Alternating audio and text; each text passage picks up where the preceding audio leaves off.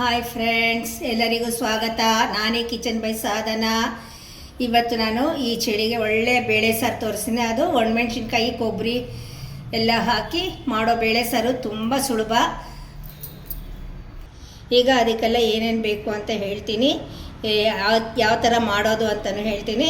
ತುಂಬ ಈಸಿ, ಮನೆಯಲ್ಲೇ ಇರುತ್ತೆ. ಎಲ್ಲನೂ ಹೋಗಿ ಮಾರ್ಕೆಟ್ಗೆ ಹೋಗಿ ತೊಗೊಂಬರೋ ಅಂಥ ಸಾಮಗ್ರಿ ಏನೂ ಇರಲ್ಲ. ನೋಡಿ, 1 ಲೋಟ ಅಷ್ಟು ನೋಡಿ.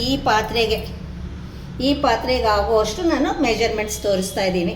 ನೋಡಿ, ಒಂದು ಚಿಕ್ಕ ಅರ್ಧ ಪಾವಷ್ಟು ತೊಗರಿಬೇಳೆ, ಜೀರಿಗೆ, ಮೆಣಸು, ಧನಿಯಾ, ಈ 3 ಸೇರಿ 2 ಸ್ಪೂನಷ್ಟು ತೊಗೋಬೇಕು. ಅಂದರೆ ಸ್ವಲ್ಪ ಫ್ರೈ ಮಾಡಬೇಕು, ಲೈಟಾಗಿ ಫ್ರೈ ಮಾಡ್ಕೊಳ್ಳಿ. ಆಮೇಲೆ ಒಂದು 8 ಮೆಣಸಿನ್ಕಾಯಿ, ಒಣಮೆಣ್ಸಿನ್ಕಾಯಿ ಒಂದು 6 ಒಣಮೆಣ್ಸಿನ್ಕಾಯಿ, ಕರಿಬೇವು 4-5 ಎಳ್ಸು, ಹುಣಸೆಹಣ್ಣು ಒಂದು ಚಿಕ್ಕ ಗಾತ್ರದಷ್ಟು ಹುಣಸೆಹಣ್ಣು ನೋಡಿ, ಇಷ್ಟು ಹುಣಸೆಹಣ್ಣು.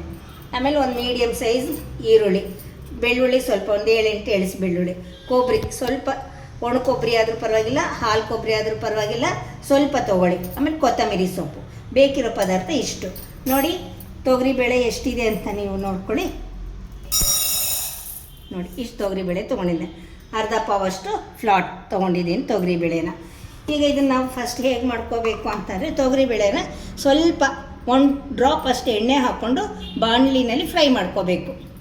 ನೋಡಿ, 1 ಡ್ರಾಪ್ ಅಷ್ಟು ಎಣ್ಣೆ ಅಷ್ಟೇ, ಜಾಸ್ತಿ ಹಾಕೋ ಕೆಲಸ ಇಲ್ಲ. ಇದನ್ನು ಕೆಂಪು ಹುರ್ಕೋಬೇಕು.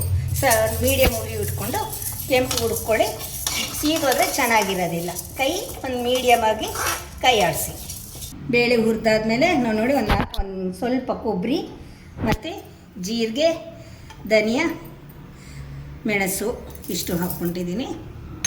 ಒಂದು 6 ಮೆಣಸಿನ್ಕಾಯಿಯಷ್ಟು ಹಾಕ್ಕೊಳ್ತಿದ್ದೀನಿ. ಮತ್ತು ಅದರಲ್ಲೇ ಕರಿಬೇವು ಹಾಕ್ಬಿಡ್ತಿದ್ದೀನಿ. ನಾವು ಪೌಡರ್ ಮಾಡ್ಕೋಬೇಕು. ತುಂಬ ನೈಸ್ ಪೌಡರ್ ಬೇಡ, ಪೌಡರ್ ಆದರೆ ಸಾಕು. ಹುಣಸೆಹಣ್ಣು ನೀರು ಹಾಕಿ ನೆನೆಸ್ಕೊಳ್ತಿದ್ದೀನಿ. ನೋಡಿ ಸ್ನೇಹಿತರೆ, ಈ ಥರ ನಿಧಾನಕ್ಕೆ ಕೈ ಆಡಿಸ್ಕೊಳ್ಳಿ. ಹಿಂದೆ ಮುಂದೆ ಮೇಲೆ ಕೆಳಗೆ ಎಲ್ಲ ಕೈ ಆಡಿಸ್ಕೊಂಡು ಈ ಥರ ಬಣ್ಣ ಬರಬೇಕು. ನೋಡಿ, ಈ ಥರ ಬಣ್ಣ ಗೋಲ್ಡನ್ ಬ್ರೌನ್ ಆಗಿ ಬಣ್ಣ ಬರಬೇಕು. ಯಾವುದೊಂದು ಕಪ್ಪಾಗಿಲ್ಲ ನೋಡಿ, ಯಾವುದೊಂದು ಸೀದೋಗಿಲ್ಲ, ಏನಿಲ್ಲ.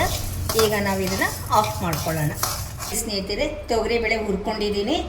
ಕೊಬ್ಬರಿ ಹೇಳಿದ್ಮೇಲೆ ಮೆಣಸಿನ್ಕಾಯಿ, ಕೊಬ್ಬರಿ, ಜೀರಿಗೆ, ಮೆಣಸು ಎಲ್ಲನೂ ಪೌಡ್ರ್ ಮಾಡ್ಕೊಂಡಿದ್ದೀನಿ. ಬೆಳ್ಳುಳ್ಳಿ, ಈರುಳ್ಳಿ ಈ ಥರ ದಪ್ಪಕ್ಕೆ ಹೆಚ್ಕೋಬೇಕು. ಕೊತ್ತಂಬರಿ ಕಟ್ ಮಾಡ್ಕೋಬೇಕು. ಈಗ ನಾವು ಇದನ್ನು ಒಂದು ಕುಕ್ಕರ್ಗೆ ಹಾಕ್ಕೊಳ್ಳೋಣ. ಖಾರ ಪುಡಿ ಎಲ್ಲನೂ ಕುಕ್ಕರ್ಗೆ ಹಾಕ್ಕೊಂಡು, ಬೆಳ್ಳುಳ್ಳಿ, ಈರುಳ್ಳಿ, ಕೊತ್ತಂಬರಿ ಎಲ್ಲನೂ ಹಾಕ್ಕೊಂಡ್ಬಿಡೋಣ. ನೋಡಿ, ಈ ಲೋಟದಲ್ಲಿ 2 ಲೋಟ ನೀರು ಹಾಕ್ಕೊಳ್ಳೋಣ. ನೋಡಿ, ಮಿಕ್ಸಿನಲ್ಲಿ ಮಾಡ್ಕೊಂಡಿದ್ದೀವಲ್ಲ ನೀರು, ಈ ನೀರನ್ನು ಇದರಲ್ಲಿ ಹಾಕ್ಕೊಂಡ್ಬಿಡೋಣ. ಈಗ ಇದಕ್ಕೊಂದಿಷ್ಟು ಚಿಟಿಕೆ ಅಷ್ಟು ಅರಿಶಿನ ಹಾಕಿಬಿಟ್ಟು ಒಲೆ ಮೇಲೆ ಕೂಗ್ಕೋಬೇಕು. 2 ಕೂಗಿಸ್ಕೋಬೇಕು. ನೋಡಿ ಸ್ನೇಹಿತರೆ, ಕುಕ್ಕರ್ ಓಪನ್ ಮಾಡ್ತಿದ್ದೀನಿ. ನೋಡಿ ಹೇಗಾಗಿದೆ, ಎಷ್ಟು ಚೆನ್ನಾಗಿ ಬೆಂದಿದೆ ನೋಡಿ. 2 ವಿಜಿಲ್ಗೆ ಹಾಕ್ಕೊಂಡಿರೋದು ನೋಡಿ. ಬೇಳೆಯಿಂದ ಎಲ್ಲ ಎಷ್ಟು ಚೆನ್ನಾಗಾಗಿದೆ ನೋಡಿ ಸ್ನೇಹಿತರೆ. ಈ ಥರ ಬೆಂದಿರತ್ತಲ್ಲ, ಒಂದು ಸತಿ ನಾವು ಸೌಟಲ್ಲಿ ಎಲ್ಲ ಮಿಕ್ಸ್ ಆಗೋ ಥರ ಈ ಥರ ಸ್ಮ್ಯಾಶ್ ಮಾಡ್ಕೊಳ್ಳಿ. ತುಂಬ ಏನಿಲ್ಲ, ಈ ಸುಮ್ಮನೆ ಸೌಟಲ್ಲಿ ಎಲ್ಲ ಮಿಕ್ಸ್ ಆಗೋ ಥರ ಮೇಲೆ ಕೆಳಗೆ ಎಲ್ಲ ಮಾಡಿಕೊಂಡು ಒಂದು ಪಾತ್ರೆಗೆ ಹಾಕ್ಕೊಳ್ಳೋಣ. ನೋಡಿ, ಮೆಜರ್ಮೆಂಟ್ ಪಾತ್ರೆ ತೋರಿಸಿದ್ಮೇಲೆ ಅದಕ್ಕೆ ಸೇರಿ ಮಾಡ್ತಿದ್ದೀನಿ ನೋಡಿ. ಇನ್ನೊಂದು ಅರ್ಧ ಲೋಟ ಅಷ್ಟು ನೀರು ಹಾಕ್ಕೊಂಡು ಕುಕ್ಕರ್ಗೆ ಹಾಕ್ಕೊಳ್ಳೋಣ ಸಾರಿಗೆ.